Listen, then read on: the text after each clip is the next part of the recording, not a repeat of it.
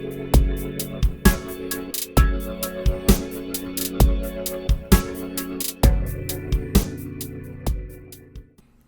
what's going on, everybody? AA Ron here, and Raider Pete. And PanNerdia back at you with the HBO's WATCHMEN.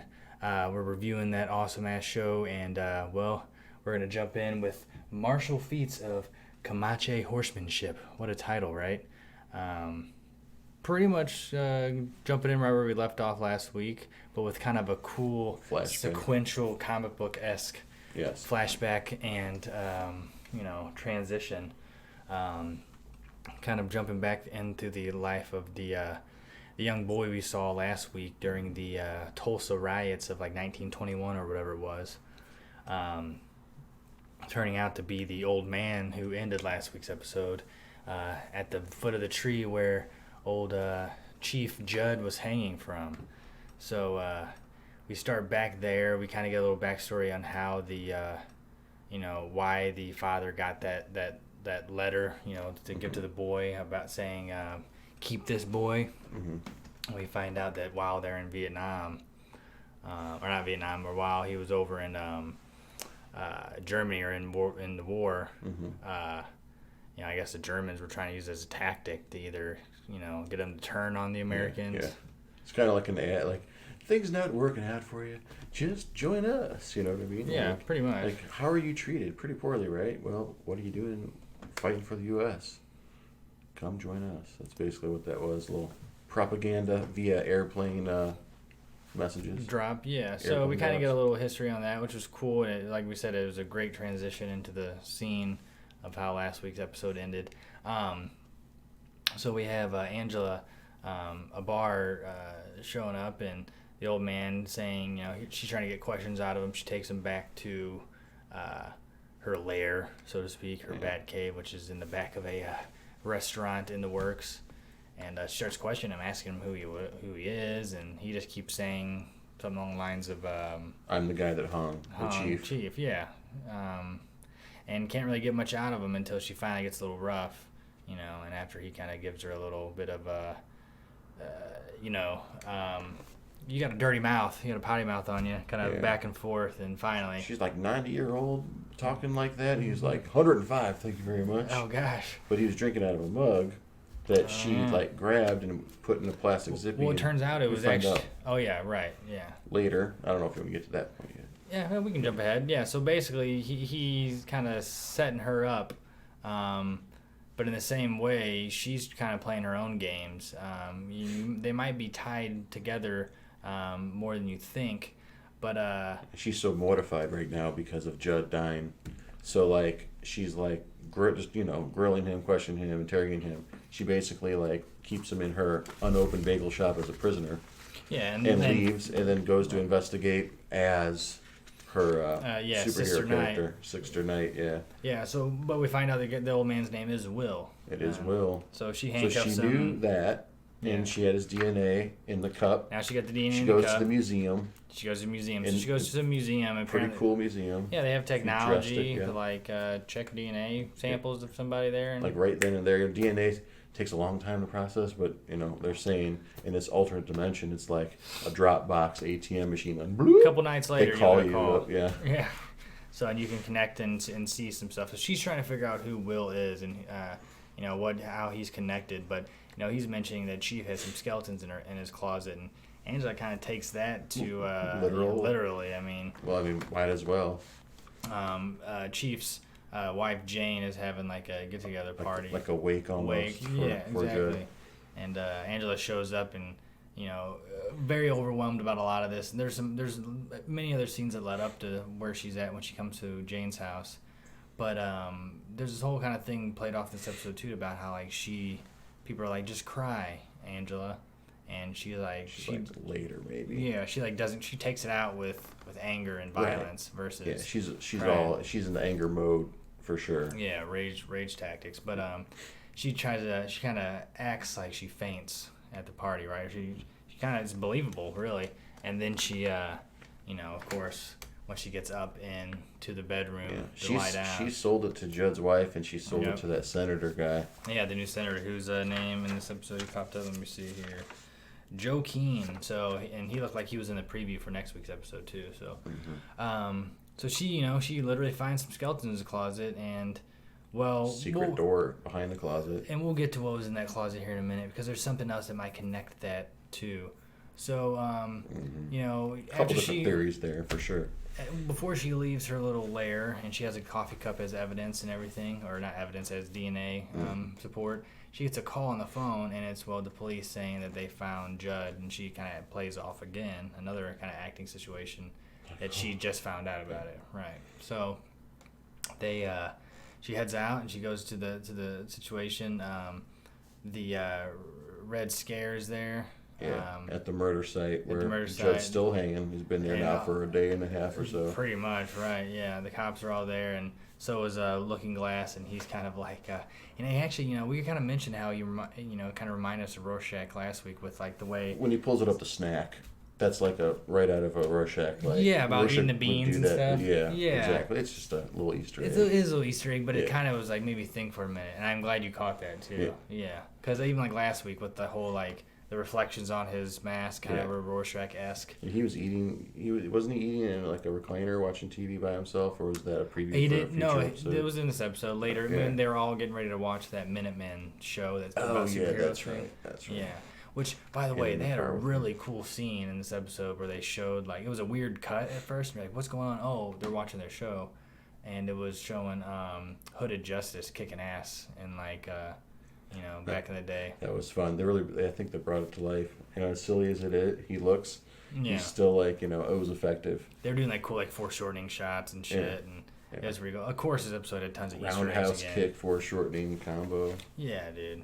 Tons of Easter eggs in this episode, as always. I mean, they mentioned the squids again, but almost as like they were thinking it was some kind of conspiracy. Yeah, they didn't really have much sci-fi in this episode, did they? Oh, they kind of did. Well, we never really saw any squid stuff. We never saw any of Manhattan dude. But there's plenty of mention of Manhattan in this episode. Yeah. As well as technologies. Well, there is. The biggest one of the episode was the clones. And we'll get to the clones. The clone servants. We'll get there. Well, let's kind of take it back a little bit because there's so much in this episode. So back to, she kind of helps string down the chief, right? And the Looking Glass is there, and he's kind of almost interrogating her at one point. And that's you always have to find out. Yeah. And I watched enough of these type of murder mystery homicide shows that who was the last person that talked to him? Who's the last person that spoke to him and this and that and blah blah blah? And well, she was definitely one of them. Yeah. So Looking Glass is doing his job, right? Yeah. He's just kind of nonchalantly doing it and not really like doing it legit. He's eating some nuts. He's out of the glove. Asking her questions, and then and Angela, Abra. Is it Abra? Abar. No. It's not Abar. It's Angela Abra. It's not Abra. It's Abar. I'm pretty sure. Oh, okay. I'm pretty sure. Because when she said her name in the Abra, did she say Abra? I think it was. Because Abri. That's what it is. Abri. Is it Abri? No, it's spelled Abri. It's spelled A-B. Well, it's not giving you the full name. Well, in that's where last week I thought it was Abraham, but it's not Abraham. It's and then it's A-B-A-R. It's not A-B. They're spelling it wrong there. Whoever they put it up in that put it up wrong. Or is it Abraham? Because Cal Abraham's the husband. See, that's why I thought it was Abraham too, but it's not Abraham. Look, I'll show you. So look, we'll go to IMDb. We'll get to the bottom of this, guys. Make sure we got the name right. You can always check. There we go. Yeah, of course. We gotta look a little Looking Glass in our hands here a little bit, right? Ooh. And why don't we just play it up like that? So she plays.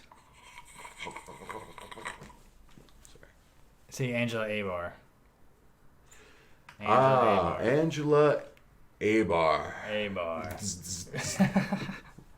So, so anyway, so she helps take down, the chief after he's been there for so long, and she kind of has this weird kind of thought process where another cool sequential shot, but into the past of when she got attacked. How she mentioned at her son's school about they were looking, what do they call it, the White Knight? White Knight. Yeah. Yes. Came in and shot her on Christmas Eve. That's what started the whole the police then had from that day forth had to.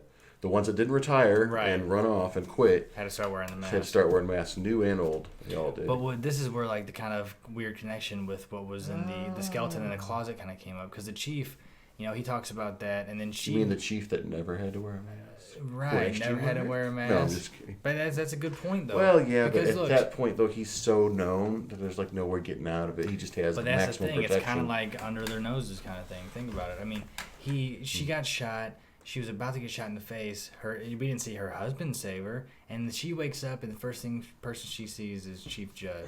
Now, I already immediately thought, because of that cut, maybe he's connected. And then she very easily finds, she had to infiltrate via acting like she fainted, finds something in a secret closet in Chief's house, and it's a KKK uniform. With a sheriff's badge on it. Whether it's from Tulsa, Monroe, wherever the hell they are, Right. Or is it a trophy? Maybe he killed like a head Klansman and he kept the outfit as a trophy, but why would he prop it up I guess right. it is like a trophy, or is it really his? Like, I don't know. Like, right off the bat, I thought, oh, damn, he's literal skeleton in the literal closet. Literally, it could be a trophy. I mean, it had a badge on it. I mean, there was that symbol last week when he got hung with the blood on the badge, just like the blood on the comedian's badge. Yeah. It's all connecting, more Easter eggs, but what does it all mean, man? Yes. Well, they take it to Nixonville to kind of beat it out of those. Which is a giant RV camp just fenced in real tight, Yeah, some kind of like camp for people who didn't want to get Redfordations, or I don't know.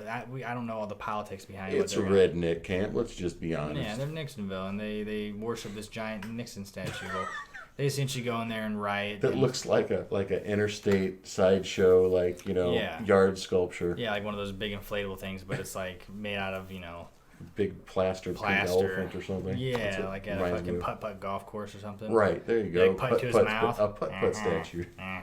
Yeah. Dirty dick. All right. So they have that whole riot scene there. Angela doesn't really want to take part, but she does end up beating one dude kind of senseless, and we get to see her taking it out. Still kind of... She's not done either. Thinks about the chief. Right. So let me see where we're at here as we keep talking.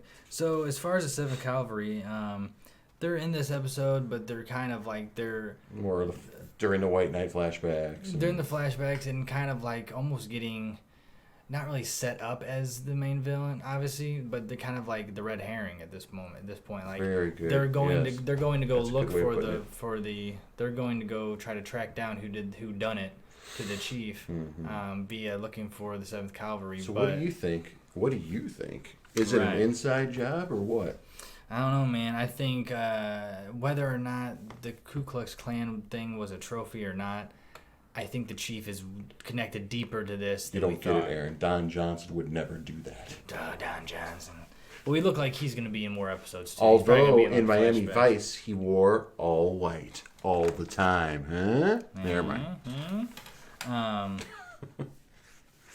Let me see something real quick. Yeah, because Crockett wore white with a light blue shirt, and Tubbs wore the gray suit with Oh, so here's something really cool too that happened. As speaking of sci-fi aspects of it, the fucking paparazzi that show up during the crime scene, they're wearing essentially hero gear, like technology the heroes were using via Dr. Manhattan. And they're little bug jetpacks. Yeah, it was like jetpacks with butterfly or dragonfly wings, right? Something crazy like that. Dragonfly wings, and it was a little kooky, but it was funny, and it totally brought you back into that universe again. Obviously, they're in front of a green screen or something on wires, doing those crash landings. Yeah. Did remind me a little bit of Attack on Titan. I brought that up during the show. Right. Yeah, kind of like how they would probably crash. Futuristic gear. But it was really it was pretty interesting to see.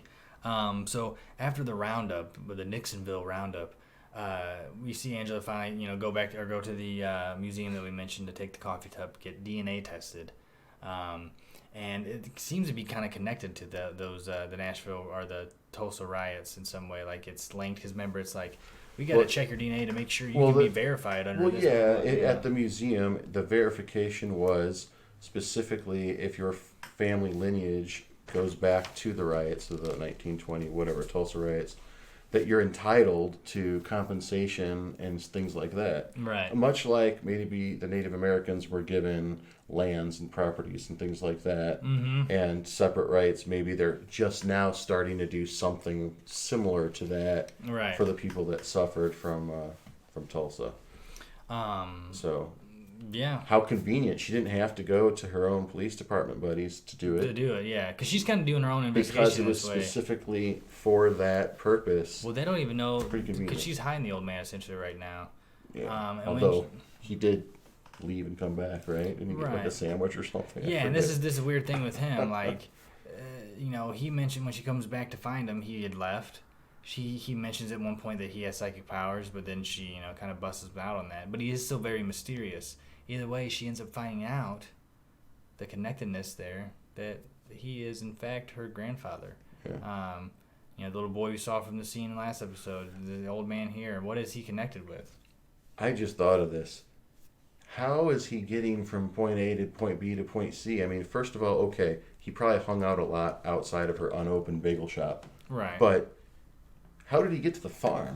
He was abducted along and then taken to the spot where the chief was, and then he was abducted how many times and put in these spots? I mean, he's not just like Professor X and like controlling taxi driver minds and like you will now take me to this location. Well, how did he get out of the handcuffs?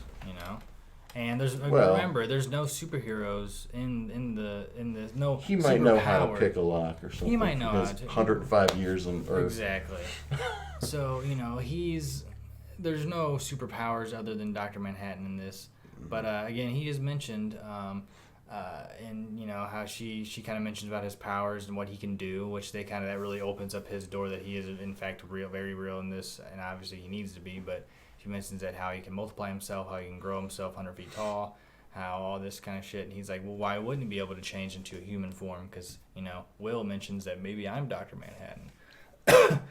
Perhaps he's not, but perhaps he is connected. Perhaps he met him at one point. Well, he obviously is knowledgeable of the capabilities of, but I don't really know at this point how much the public knows about Dr. Manhattan's capabilities. They know that he's superhuman. They know what he looks like. But do they know all of his capabilities? For the most part, they know. Well, yeah, they know a lot of them, not very all of them, but because they develop technology based on what he can do. I think it's just her grandfather, but he just has such a vast knowledge of. Yeah, I don't think he's Dr. Manhattan, but I think he may have met him at one point and maybe worked with him. Maybe Dr. Manhattan gave him a little of his juice, so to speak.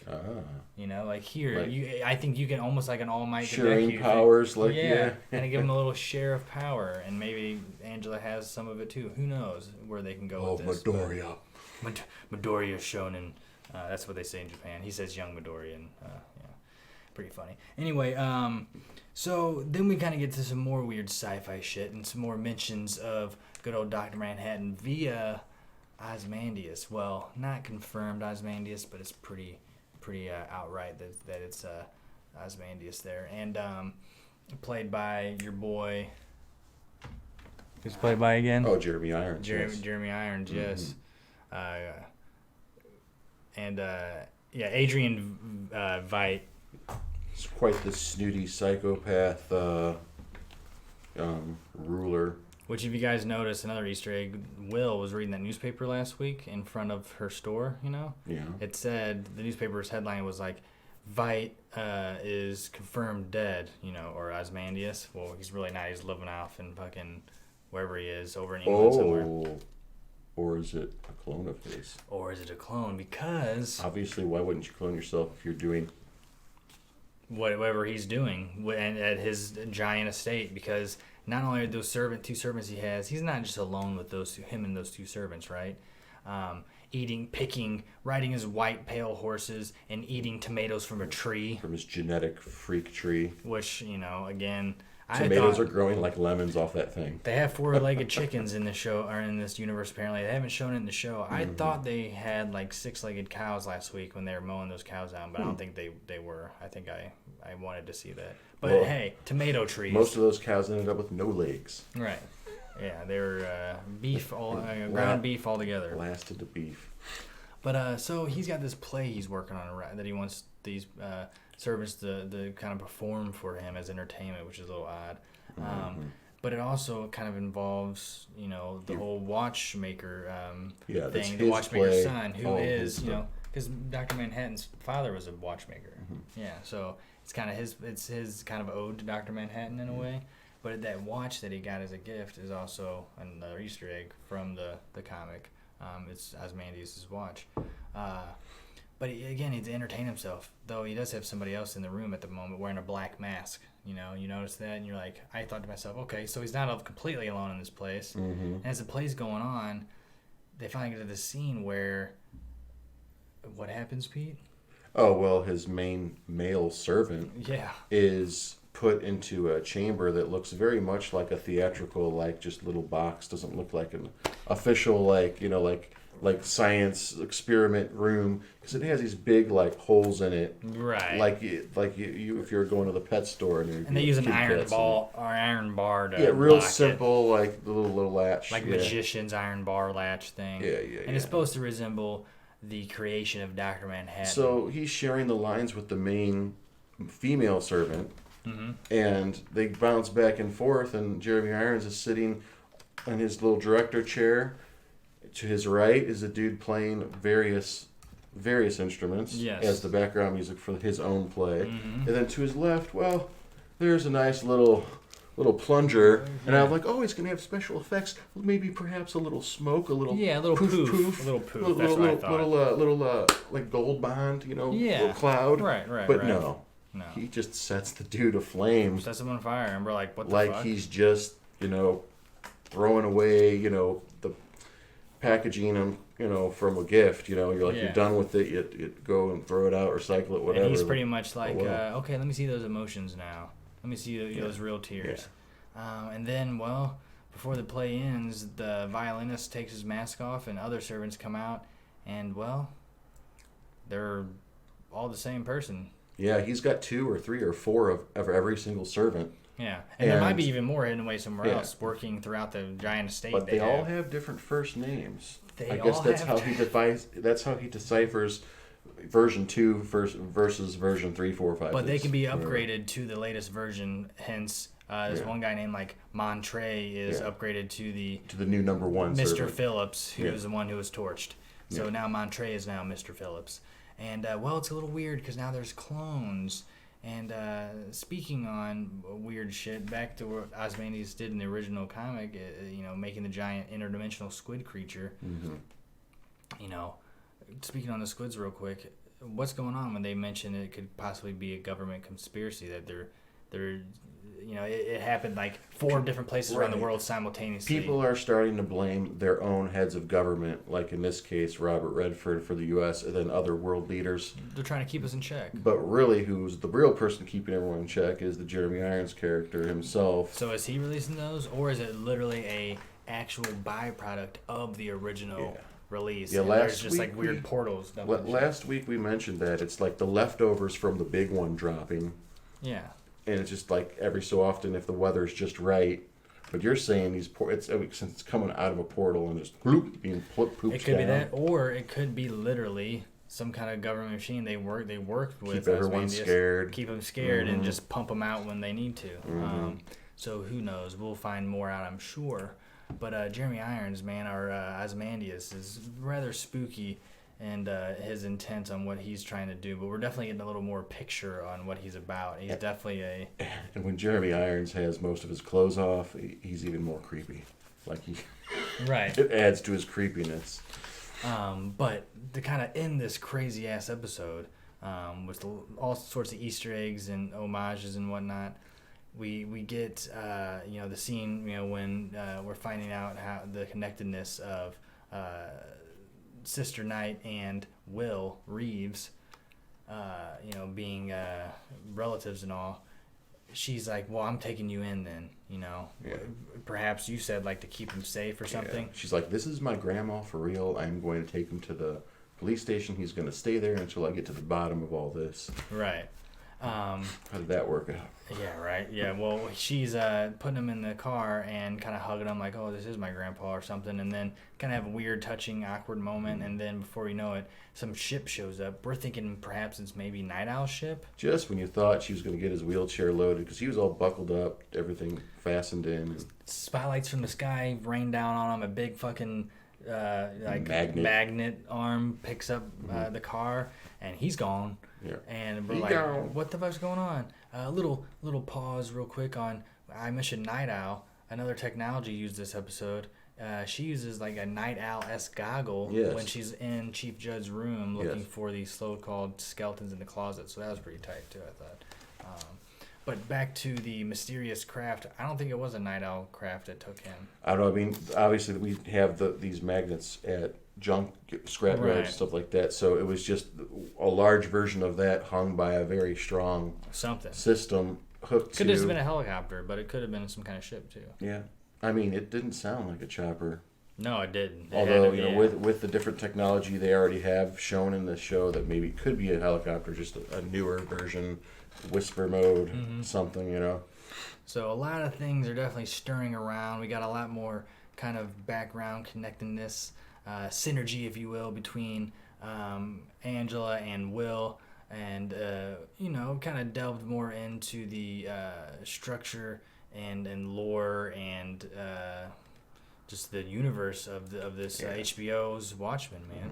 Yeah, we learned more about this alternate dimension that is the world of the Watchmen. Yeah, a lot more kind of. This one was a little more grounding. I kind of felt like, I'm a little more comfortable in this universe now. The first episode kind of gave us a lot, not necessarily too fast, I don't think. It just gave us a lot to chew on. In this episode, it was a nice kind of ease back into it, but still very exciting. And man, I liked it. It's got me, man, for sure. I'm excited to see where this season heads. Third episode, from what we saw in the previews, looks like we're going to get to see the agent. Laurie Blake. Yes. Or the Spectre. Yeah. The Silk Spectre. So that should give us some new information. Hopefully we find out where Granddad went. Yeah, hopefully. The way he smiled and smirked is as if like, I just wanted her to know and now she knows, or it's okay. I've got some sort of an idea of where I'm going and what I'm going to say or do next. Right, of course. So I mean, there's a lot of mysteries, man, and we guys gotta go along for the ride. But I mean, with who's directing it, or who's making this show, the guy from Lost, we're gonna be on definitely a wild ride. But I think they're doing a great job so far, and I'm excited for next week. So yeah, anything else, Pete? No, not at all. I'm just looking forward for episode 3. What will that long, crazy title be? Yeah, right. I know. Again, tonight's title was Martial Feats of Comanche Horsemanship. So I think the horse has to speak on, they had this scene, another cool sequence scene where they showed a painting with a pale white horse with the Native Americans kind of shooting each other, riding in a ring, and then that goes into the Ozymandias riding the horse. So just tomato squashing thing. These clones could end up throwing something crazy into the mix. But anyway, guys, thanks again. We appreciate it. Stay fly, and we'll catch you guys next time. Peace.